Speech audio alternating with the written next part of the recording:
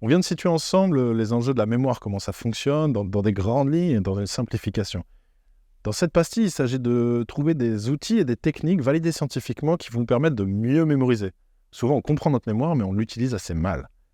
Donnez du sens à ce que vous faites. Fixez-vous un objectif à travers ce que vous voulez mémoriser. Coupez, regroupez vos idées en blocs de 1, 2 ou 3 éléments maximum. C'est souvent ce que les journalistes appellent les éléments de langage, les éléments clés de votre discours, et non vouloir retenir l'ensemble du discours par cœur. Vous l'incarnerez mal, et surtout vous peinerez à trouver vos mots et à faire vivre votre discours.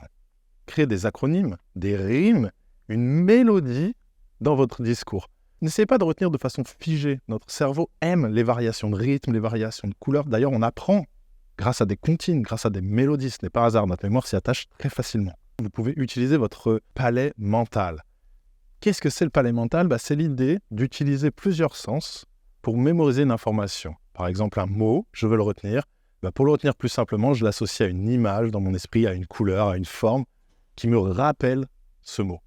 En faisant ça, je retiens beaucoup plus facilement, vous verrez. Plus vous pratiquez, plus vous êtes efficace.